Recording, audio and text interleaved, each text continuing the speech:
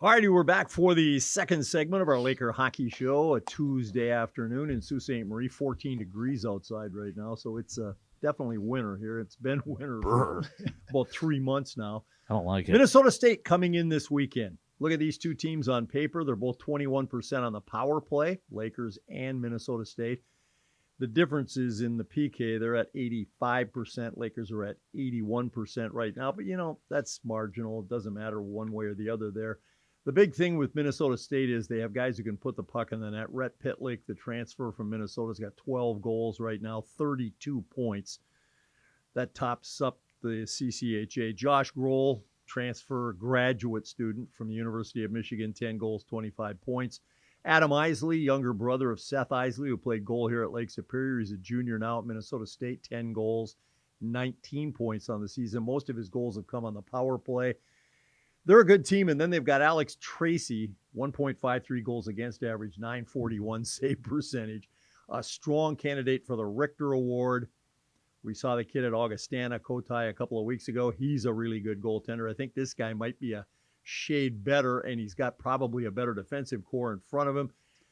They're going to be tough. They come in here wearing their purple jerseys. We'll see them on Friday night at 7:07, Saturday at 6:07. These are big games, probably bigger games for the Lakers than they are for Minnesota State. Yeah, no, it's big. Obviously, like you said, we want to keep climbing and secure some home ice here. So, we've obviously played them. It was interesting. That was finals week for us.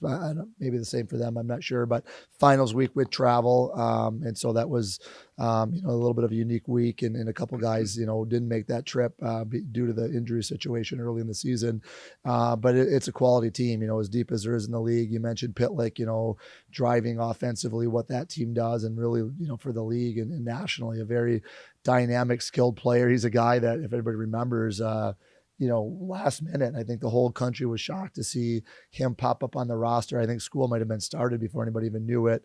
I'm not sure if he was pursuing a pro opportunity that fell through or what happened, but the Minnesota transfer, nobody knew he was going to end up there. And all of a sudden he pops up on the roster, and, certainly they're happy they got him because he's made that team tick offensively for them all year. And that top line you mentioned with Isley and Grohl all play together. So a very formidable top line that you have to be aware of at all situations. And, pretty darn good in the power play as well.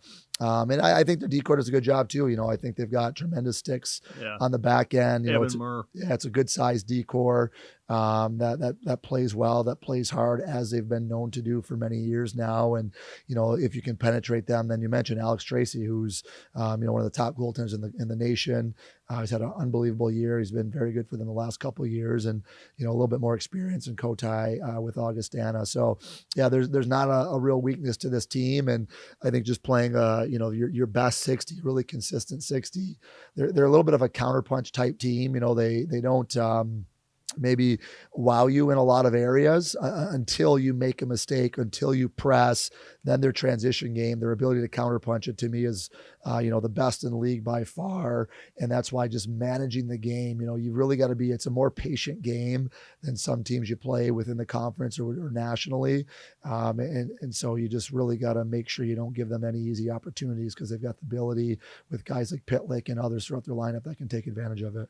Maybe they don't hold as much possession as they did back in the Mike Hastings days at this point, but I think very similar to that, when you're on the puck, number one, you don't get a whole lot of time on it. Much, and number two, when they're on it, man, they can just do some stuff where you're just sitting there like, oh, all right, well, that was fun while it lasted. Yeah, part of that defensive awareness from their team you mentioned is, just creating second chance opportunities. I think that's one of the reasons why, Alex Tracy has the numbers he does, is they just do a really good job taking care of their net front, very committed to winning net fronts and being a heavy mindset around there.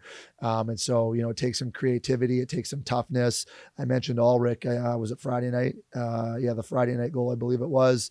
Alls gets his just leveled by a Ferris defender, but that's what it takes sometimes. He took a big hit to free Piku to deposit that puck in the net. He gets rewarded with an assist on it, but you got to go to the net. You got to be willing to pay the price. And I thought guys like Hadley Hudick did it, Dahlheimer did it, Peak certainly did it, and that'll be another weekend like that where you got to get there and you're going to pay the price to get there.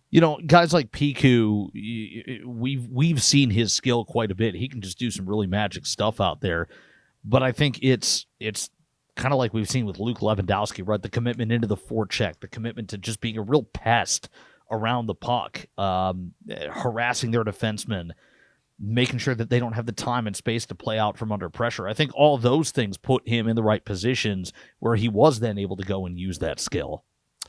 Yeah, and I think the other thing is just, playing with a little bit more pace at times, or driving his feet a little bit more times. He can stop moving his feet a little bit at times, and that's where he gets in trouble. But he's so skilled. That's why he's got such a good stick skills that he can, use his deception and creativity to shield guys off.